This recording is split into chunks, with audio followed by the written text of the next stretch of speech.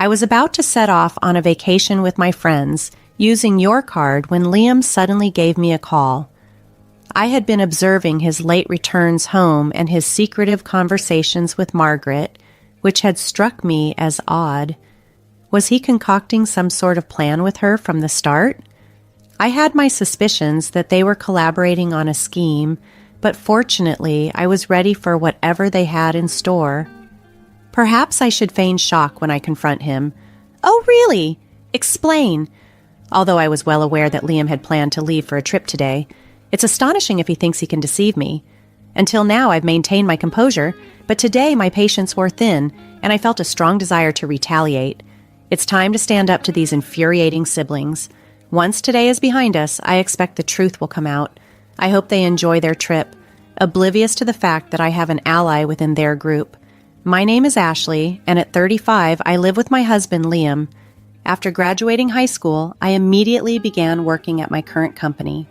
Over the years, I've gained significant experience and earned several certifications, securing a leadership role at the young age of 20. Despite being younger than Liam, I am his boss at work. I trained him along with 2 others after he joined the company. Despite our close ages, I quickly became his supervisor. We began dating, and after moving in together, our relationship followed a typical trajectory. However, after we got engaged, Liam suggested I become a stay-at-home wife, envisioning a future where I managed household affairs and we started a family soon. I voiced my concerns regarding our finances and my reluctance to quit my job, even after having children. Although I understood his desire to purchase a home, it irked me that he was uneasy about my higher income. I proposed a compromise. Let's focus on managing our wedding and buying a house for now, and decide on children and my job later. We agreed to proceed with that plan. Truthfully, I had no intention of leaving my job, but I proposed the idea to preempt Liam's persistent suggestions as our wedding approached. Our engagement celebration brought both families together, though Liam's sister Margaret was absent because she was traveling. I met her for the first time on our wedding day. She barged into the waiting room, gave me a quick once-over, and remarked, "So this is who Liam chose? A bit plain compared to his past choices, huh?" I mustered a smile and responded, "Nice to meet you, Margaret," but she just waved dismissively and left, leaving me to process her bold demeanor. It turned out my new sister-in-law was quite the character. Later, I introduced myself to Margaret's husband, who seemed genuinely nice. The wedding ceremony itself was lovely, and afterward, Liam and I were excited to start our lives in the new home we had chosen together. With a busy schedule anticipated, I dedicated more energy to my work. On what seemed like a typical day off, the doorbell rang. Busy inside, I let Liam answer it. He returned to the room, chatting and laughing. It was Margaret dropping by unexpectedly. She breezed in with a comment, "Hey there, Ashley. Liam's doing quite well, huh? Owning such a big house. Good for him, after all, he's my little brother." She then turned to me. "I've been working hard. Make yourself at home, Ashley. Don't we have some snacks or something? My sister's here, so hurry up." Something in Liam's demeanor shifted. He started acting superior, probably boasting to his sister that he had bought the house on his own. Although I had contributed to the down payment and was equally responsible for the mortgage payments, Liam insisted on having his name solely on the title. At that moment, it didn't seem important whose name was on the paperwork, but the way he portrayed it to Margaret irked me. Choosing to keep the peace, I refrained from making a scene and calmly offered, "Here are some snacks. Liam works hard, you know." "Why does Ashley sound so bossy?" Margaret whispered to Liam. I overheard and couldn't help but retort, "Well, I am Liam's supervisor at work. Oh, did I not mention that?" When I first joined the company, Ashley was already a manager. She had started her career immediately after high school, choosing to drop out to pursue work opportunities. I remember thinking to myself, if it had been me, I would have surpassed her achievements in no time. However, this thought led to a rather uncomfortable conversation one day. "You dropped out of high school?" I asked somewhat incredulously. "You seem so competent, yet I have more formal education than you." "It's true," she responded calmly. But remember, I'm your sister-in-law, and since you didn't finish school, I suppose I could ask you for anything, right? That remark struck me as odd. Is that really how it works? I wondered aloud. Ashley continued. According to my sister, what she says goes. If you don't agree, she might just kick you out. I was baffled by this logic. The idea that someone could demand anything from me just because I lacked a high school diploma seemed absurd, and the threat of being kicked out was just nonsensical. I managed to muster a polite smile and excused myself to the kitchen to avoid further awkwardness. From the kitchen, I could still hear their serious tones discussing the same topic. Shortly after, my sister-in-law followed me into the kitchen, her demeanor shifting to something more serious. Hey, Ashley, I need a favor, she said casually. I need to borrow some money, about $7,100. Can you help? $7,100, that's quite a bit, I replied, surprised. What do you need it for? It's just $7,100. You're a supervisor, right? You must have a good salary, she brushed off my concern. I need it for some remaining renovation costs on my new condo. Just days earlier, she had been boasting about her luxurious new condo. Now she was asking for money? Liam then chimed in from behind, suggesting that I should just hand over the money as he planned to lend it to his sister Margaret. Why would you decide that without consulting me first? I asked, taken aback. Listen, Ashley, either give me the money or I'll call our boss right now and say you want to quit. Which will it be? Resigned but cautious, I agreed, but on one condition. All right, Margaret, I'll lend you the money, but we need to draw up a promissory note. Even though we're family, I want it in writing. When you come to collect the money, make sure to bring your ID with a picture. Oh, such a hassle, she complained. But fine if you're going to give me the money. I'll be over tomorrow night. Despite her grumbling, Margaret did bring everything required the next day. Although I had never realized how much Liam was influenced by his sister until we got married, this experience underscored it vividly. No matter what I said, it seemed it wouldn't have made a difference. Later on, I discovered that Margaret used the money to buy designer items. Once she saw I was willing to lend money, she began to ask for more, though I made sure she signed a promissory note every single time. Over time, Margaret had borrowed around $15,000 from me. Just as I was starting to feel overwhelmed by the financial strain, an unexpected call from the office brought a much-needed lift to my spirits. I was being promoted from a supervisor to a department manager. Thrilled with the news, I couldn't wait to share it with Liam, who had taken the day off. I'm home, Liam! Guess what? I exclaimed, bursting with excitement. Welcome back, Ashley.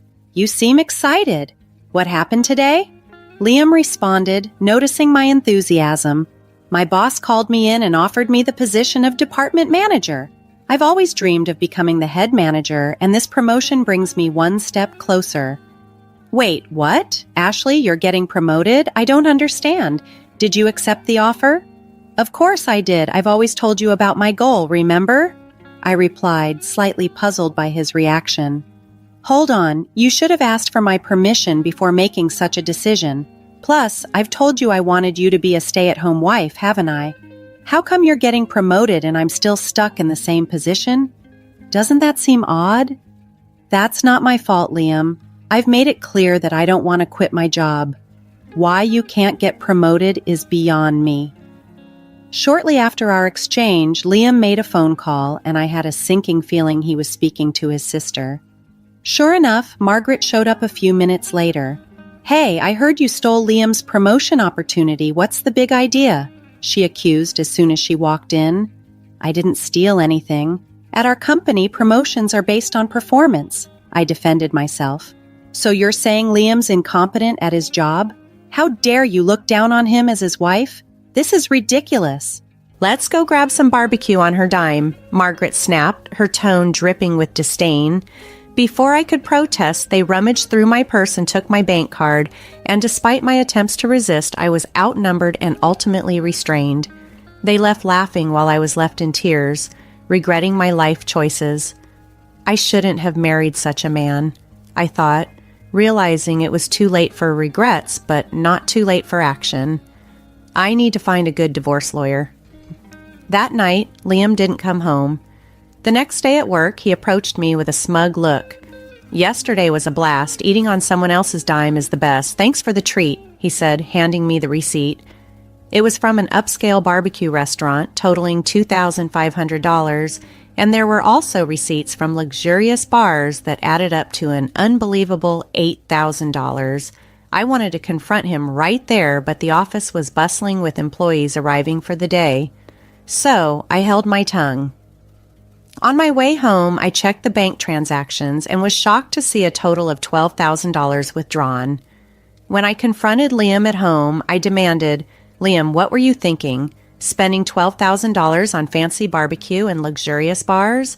It's my money." It was money I had saved from before I was married, and just as I arrived home, Liam started complaining. "That money from your single days? Don't know, don't care. Can't do anything about it now since I've already spent it," he casually dismissed before locking himself in the bathroom. That was the last straw. Over the weekend, I decided to consult with a divorce attorney. Since that day, several weeks had passed, and my divorce preparations were moving forward smoothly.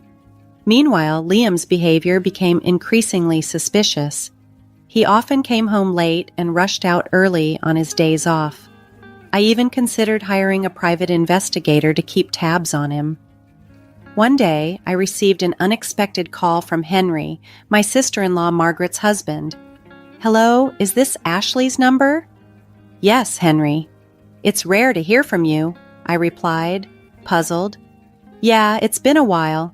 Anyway, is my wife there? Margaret?" "No, she's not here," I informed him. "I see. She's been coming home late and leaving without telling me on weekends. She said she was at Liam's place when I asked her yesterday." "That's odd. Liam's been acting similarly. Maybe they're going somewhere together. Honestly, it's none of my business anymore, so I don't care," I confessed. "Oh, and Henry, there's something I need to tell you too. Can you hear me out? None of your business anymore? What do you mean?" he asked, sounding concerned. I then told him everything that had transpired, the money I lent Margaret and the subsequent events. Upon hearing this, Henry sighed deeply. "Is that so? I'm sorry to hear about my wife. To be honest, I've been at my breaking point and considered getting a divorce, but I just couldn't take action." "Henry, you should use the evidence I've gathered. Maybe you should consider a divorce too. It's not fair for you to be stuck in this situation. Let's give those selfish siblings a taste of their own medicine." "Yeah, let's work together on this," he agreed. "By the way, I think Margaret and the others might be planning a trip. He mentioned that she had urged him to take a long vacation, and there were travel brochures on my vanity," I added. Curious, I decided to look inside a shelf that Liam had always told me not to touch. Sure enough, I found more travel brochures and club cards. It all started to make sense. "Henry, I think they might be planning a trip. I found some brochures. I've got an idea," I shared excitedly. As I explained my plan, Henry laughed and agreed to go along with it. We were both ready to turn the tables on our manipulative spouses. After deciding to collaborate, Henry and I continued our communication through texts and ended our phone call. I sent him several pieces of potential evidence that might be useful for his divorce case. Over the next couple of weeks, we meticulously plotted our next moves. 3 weeks later, early one morning, Liam left the house, a departure I was aware of because Henry had informed me the day before. A few hours into his outing, Liam called, sounding triumphant. "I'm going to have a blast using your card with my sis and friends," he boasted. His late nights and secretive calls with Margaret had already tipped me off that something was amiss. "Oh, really? What do you mean by that?" I played along, feigning ignorance. "Seriously, you didn't notice? We planned this trip ages ago. Henry was just our backup in case something went wrong.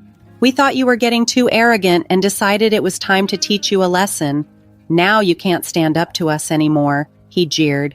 I kept my cool, replying, "I don't have to tolerate this any longer. I've been patient for so long. A little payback isn't too much to ask for. Feeling detached and void of emotion, I questioned him further. Liam, what did you say earlier about using my debit card? I have my card in my wallet, though. What are you talking about? Here it is. Wait, what the heck is this? There was confusion in his voice. You just noticed? A bit slow, huh? Didn't you take my old gym membership card from the fitness club I used to go to? It's the same color and same stiffness, I pointed out calmly. Oh my God, it does say fitness club, but I swear when I checked it looked like a debit card. Are you sure you didn't just mix them up? Liam was flustered. Hey, I heard everything because you're on speaker. Henry chimed in, equally confused. What's going on? Liam brought a fitness membership card. I'm sure I saw my debit card. Ah, so it was a scheme by Margaret and Liam, huh? I'm so disappointed, I revealed, feigning dismay. Last night I switched the debit card with the membership card. Seems like you didn't check this morning and just went with it. What, dude? What the heck are you playing at? Liam's voice crackled with frustration. No, I should be the one asking that, I retorted. Tough break, huh? Don't get too cocky just because you're my stepsister. Got it? You'll remember this when you get back. I've got gifts waiting for both of you when you come back. You trying to bribe us? I won't accept anything but cash, Liam shot back. We'll see about that. Look forward to it, I replied, dismissing his demands. That's beside the point. What should we do now? Oh, Ashley, can you send me some money? Liam's plea was desperate. I hung up the phone, having no desire to entertain any more of his nonsense. After Liam's manipulative message saying, you better send it, okay? Or worst case scenario, we still have Henry here, you know, I simply replied with, is that so? And went back to sleep. However, my rest was short-lived. I was jolted awake in the afternoon by the incessant ringing of my phone, and the screen lit up with a staggering number of missed calls and messages. First, I dialed my brother-in-law, and then I took Liam's call. Hey, finally, send the money ASAP, please. It's so cold I think I'm going to freeze. They were in Alaska, and considering it was February, you can imagine just how freezing it must have been. Seems like my plan worked, I mused aloud. Really? You said Henry would help, right? Or is he not there? Liam's voice held a note of desperation. What? You know something? Anyway, it's freezing and Henry's not here, he continued, sounding bewildered. Should I clue you in? Since you and Margaret teamed up, Henry and I did too. Simple, right? Now, do you get why I entertained you guys for so long on that first call?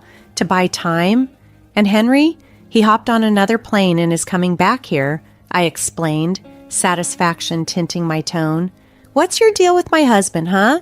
Don't tell me you're wrong. We teamed up to get back to you. Now find your way back. See you. With that, I hung up. Henry should be arriving here soon. I decided to call my lawyer. We had our final meeting regarding the divorce before Liam and the others would return. Why did I gather everyone here? I pondered aloud, knowing that Liam and his group would surely confront me upon their return. A few hours later, as soon as Liam and his group returned, they started yelling, Ashley, hey, what the hell? What were you thinking? Be prepared to move out, okay? Henry's with you, isn't he? Why did you even come back first? Unbelievable. You okay with me leaving you? Apologize. Shut it! Sit down! Henry, unusually assertive, shouted, stunning Liam and his companion into silence. The lawyer promptly handed out his business cards to both of them. They looked dumbfounded as they stared at the cards. Well, here's a gift from us, Henry and I said, handing them a stack of papers. As they read through them, their faces turned pale. Wait a minute, this mentions property division. You're not saying it's about divorce, are you? Liam stammered in disbelief in his voice. It's written online, too. It's a divorce. And what did I do? Divorce has got to be a joke, right? Yeah, right. Henry scoffed. Let's head home. I'll go first, I declared, holding a stack of papers. I've been recording your outbursts, Liam, even that call from your vacation. You don't even understand what you've done. I can't continue this way with you. Are you sure about this? Liam asked, disbelief etching his voice. I said it, didn't I? I'm demanding half of the down payment from our house purchase, the rest of the mortgage, and repayment for the savings you squandered from my single days. I turned to Margaret, who was attempting to interject. And Margaret, you spent the money you borrowed from me and also dipped into my savings with Liam. You're going to repay that. No, wait, Liam, didn't you buy this house? And I never borrowed or used any of it. Margaret protested, her voice rising in panic. Please go through everything, I insisted calmly, gesturing towards the documents. There's a promissory note in there for the amount you've borrowed. No way. I don't know anything about this. If there's no proof, Margaret's voice trailed off as she grabbed a document, tearing it into pieces and tossing them aside. Simultaneously, Liam stomped on the voice recorder, smashing it under his foot. First of all, Liam, even if you destroy that recorder, there's still data on my computer. And Margaret, that wasn't the original document, I said, shaking my head at their rash actions. What the hell are you two doing? Liam blurted out, his frustration evident. Oops, indeed. You two don't think things through, I retorted. Margaret, I have a claim against you too. You spent all the savings and got cozy with that guy at the bar. Both of them were visibly shaken, tears forming as the reality of their situation dawned on them. I detailed the claims. Liam, you owe a total of $142,000, $10,000 for emotional damages, $120,000 for the down payment on the house, and $12,000 for miscellaneous expenses. There's also an upcoming loan repayment of $3,000. To Margaret, it amounts to $40,000, $10,000 for miscellaneous expenses, and $30,000 for a loan she acknowledged with a promissory note. Henry's claims against Margaret amount to $160,000, $40,000 for emotional damages, and $120,000 for miscellaneous expenses, without any division of assets like condos. I was confident they wouldn't sue, as the attorney cleverly added, if you sue, you're going to lose for sure. No one will represent you, and it'll just cost you more. Work hard on your repayments. With the settlement clear, I grabbed my packed belongings and left the house. Word had spread at my office, and Liam was transferred to another branch shortly after. Only a few weeks later, I received a message from Liam.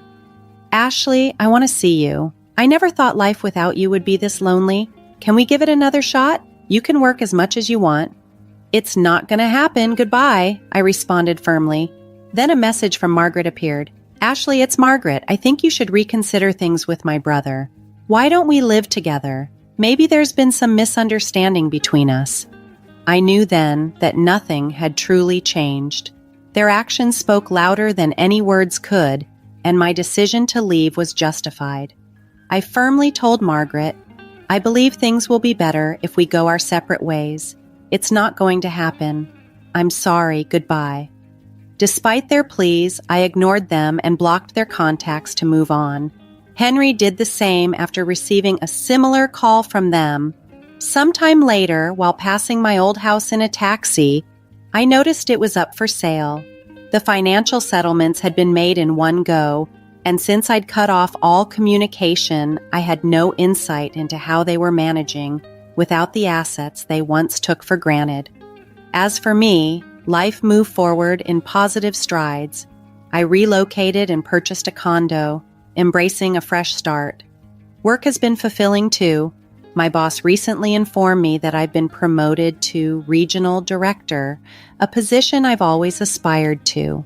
Additionally, I've started spending time with Henry outside of work. Despite the age difference, we have a lot in common, and our conversations are effortless and engaging. There's a newfound ease in my life now, and things with Henry just feel right. Since the divorce, life has genuinely been looking up. I'm relieved I decided to leave, as it opened new doors and brought unexpected opportunities. As for what developed between me and Henry subsequently, that's a tale for another time.